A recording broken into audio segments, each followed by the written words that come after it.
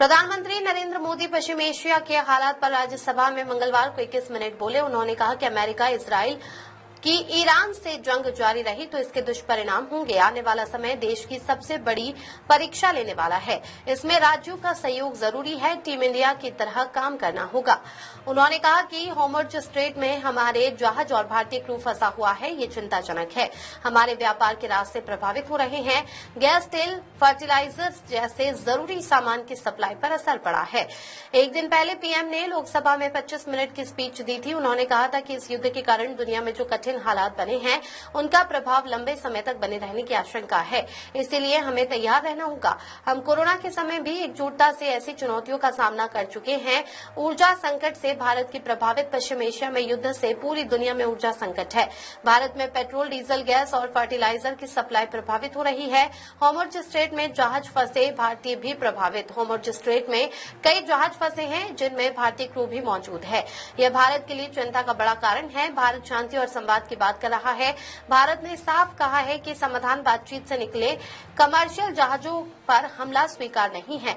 दुनिया के देशों से लगातार संपर्क में भारत वेस्ट एशिया, गल्फ देशों, अमेरिका और इजराइल से लगातार संपर्क में है। एनर्जी सप्लाई बनाए रखने के लिए सरकार सक्रिय। भारत अब 41 देशों से ऊर्जा आयात कर रहा है। सरकार लगातार सप्लाई बनाए रखने की कोशिश कर रही है। भारत ने इंपोर्ट के स्रोत बढ़ाए। पहले भारत 27 देशों से ऊर्जा लेता था, अब 41 देशों से ले रहा है। इससे सप्लाई में लचीलापन आया है। भारतीयों की सुरक्षा सरकार की प्राथमिकता। जंग के बीच अब तक 3,75,000 से ज्यादा भारतीयों को सुरक्षित वापस लाया गया है। कई छात्रों को भी निकाला गया है। लंबा चला संकट तो गंभीर असर पड़ेगा। सरकार ने कहा कि फिलहाल सप्लाई संभाली जा रही है, लेकिन अगर हालात लंबे समय तक ऐसे ही रहे तो बड़े आर्थिक और सप्लाई संकट पैदा हो सकते हैं। पीएम ने कहा कि मैं राज्यों की सरकार से आग्रह करना चाहता हूं कि गरीबों पर, श्रमिकों पर बुरा असर पड़ता है। इसलिए पीएम गरीब कन्या कल्याण योजना का लाभ मिलता रहे, इसके लिए प्रोएक्टिव कदम उठाए जाए। राज्य सरकार विशेष व्यवस्था करे। उन्होंने कहा कि राज्यों से अनुरोध है कि संकट कितना भी बड़ा हो, भारत की तेज ग्रोथ बनाए रखना सबकी जिम्मेदारी है। हमें तेज रिफॉर्म करते रहने होंगे।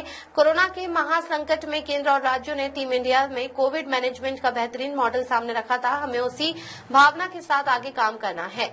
राज्य और केंद्र के प्रयासों से देश इस संकट का सामना कर पाएगा। इस संकट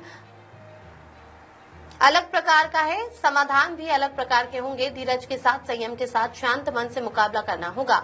इस जंग को लेकर पल पल में हालात बदल रहे हैं, इसलिए देशवासियों से कहूंगा कि हर चुनौती के लिए तैयार रहना ही होगा।